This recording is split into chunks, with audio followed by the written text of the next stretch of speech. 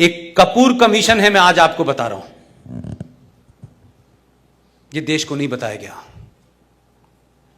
महात्मा गांधी के मर्डर के बाद 1969 में एक कपूर कमीशन बना है, उसकी रिपोर्ट नहीं सार्वजनिक की गई है।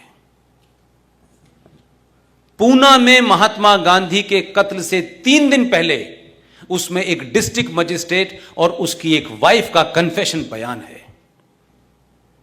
वो ऑफिसर पूना से अपने घर से बाहर ड्यूटी पे गया हुआ था। उस लेडी ने बयान दिया है कपूर कमीशन के अंदर, और उसने कहा कि कुछ लोग उसके घर पे आए थे और वो साहब से मिलना चाहते थे। साहब नहीं थे, उस जमाने टेलीफोन की सुविधा बहुत ज्यादा नहीं थी। उन्होंने अपने पूरे रिटर्न उसमें लिखा है, वो भी कोई बड़ी अफसर थी। उसने कहा कि 3 दिन पहले महात्मा गांधी की हत्या से जो लोग आए थे, उन्होंने कहा कि पुणे के अंदर ब्राह्मणों के खिलाफ बहुत बड़ा षड्यंत्र हो रहा है और काफी लोग मारे जाएंगे क्योंकि गांधी जी की हत्या होने वाली है। यह 3 दिन पहले उसने कहा है। उस लेडी ने यहां तक कहा कि उस अफसर को उसने बता दिया था, जो उसका पति था। उसने दिल्ली भेजा। दिल्ली में किसने फाइल दबाई? यह कमीशन के बारे में नहीं बताया गया आपको। वो कमीशन की रिपोर्ट निकलवा लीजिए ना। वो छुपका दी, दबा दी। हो सकता है कि सामने हो नाथूराम गॉडसे, और गांधी जी की हत्या से 2 दिन पहले का उनका बयान देख लीजिएगा। यह सब कुछ अवेलेबल है। इन तथ्यों को देख करके देश में बदलाव हो रहा है या नहीं हो रहा, वो एक अलग इशू है, लेकिन कम से कम इस जनरेशन को सच तो पता चलेगा। उनकी हत्या से 2 दिन पहले गांधी ने कहा था कि यह कांग्रेस पार्टी को एक आंदोलन है, इसे समाप्त कर दिया जाए। इसे एक स्वयंसेवी संस्था बना करके समाज में काम किया जाए। जिन लोगों को राजनीति करनी है, कोई दल बनाए, अलग से करें। लेकिन कुछ लोगों को लगा कि इस ये दल ही खत्म हो गया तो हमारी दुकान ही बंद हो जाएगी। उन्होंने गांधी जी को थ्रेट 2 बार किया, और 2 दिन के बाद गांधी जी समाप्त हो गए। और कौन वहां खड़ा हुआ था? कैसे कैसे षड्यंत्र हैं आपके यहां। जाइए तो जरा बिरला मंदिर, जाइए तो इतिहास तो देखिए दिल्ली में जाकर के, क्योंकि हम सब लोगों ने अखबारों के माध्यम से पढ़ा है। और उस दौर के अखबार जो 1 या 2 हुआ करते थे, आज की तरह कोई 450 टेलीविजन नहीं थे। किसने सुना गांधी के मुंह से यह आवाज निकली, हे राम? किसने सुना था? ऐसा क्रिएट कर दिया गया कि सिर्फ नेहरू जी को सुनाई दिया हे राम कह रहे थे। How the create the things. आपने एक क्रिएट करा, लोगों की सिंपैथी, हे राम। आखिर में उन्हें भी हिंदू बना दिया और चल रहे। गांधी के बारे में कुछ मत कहना, कहते ही मुसीबत हो जाएगी। गांधी की पर्सनल लाइफ के बारे में विदेश में चर्चा हो रही है, उनके निजी जीवन के बारे में चर्चा हो रही है, वहां नहीं कुछ बोलेंगे।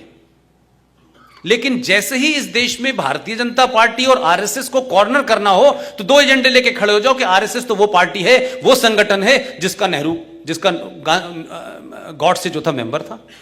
और ये देखिए, ये तो वीर सावरकर के समर्थक हैं। तो ये बड़ा अच्छा है। जैसे ही वो ये बोलते हैं, ये बेचारे डिफेंसिव हो जाते हैं। अब ये डिफेंसिव नहीं हो रहे, अब उनको संकट लग रहा है, इसे नया क्रिएट करो। तो इस बार क्या हुआ कि उन्होंने कहा कि अच्छा, जिसको तुमने हिंदू आतंकवादी क्रिएट किया था, वही हम उसके खिलाफ उतार देते हैं, जो हिंदू आतंकवादी थ्योरी का जनक था।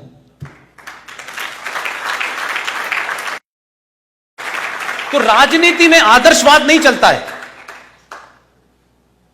हम ये कहें कि राजनीति एक अलग चीज है, तो राजनीति के जो नियम हैं वो आपको अच्छे लगें या ना लगें, आप उसी से आप जीत सकते हैं। जब आप आदर्शवादी थे, ये तमाम संघ के लोग होंगे यहां, इन्हीं का संगठन, इन्हीं की Bharatiya Janata party political training लोग लेते हैं, जाते हैं। मैं गलत कह रहा हूं साहब? मैं गलत कह रहा हूं? आपसे जुड़े हुए लोग होते हैं, वो चले जाते हैं राजनीति में। जब वो राजनीति में चले जाते हैं तो उनका अपना एक राजनीति के खेल है। ये क्या कर रहे थे बेचारे?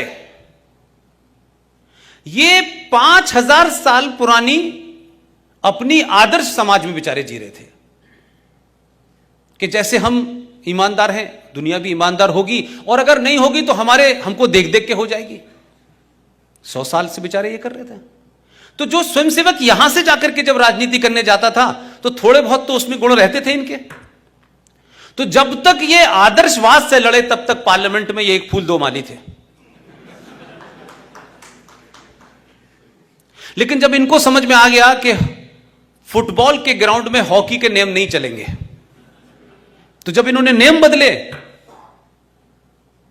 तो अब हाहाकार मचा हुआ है।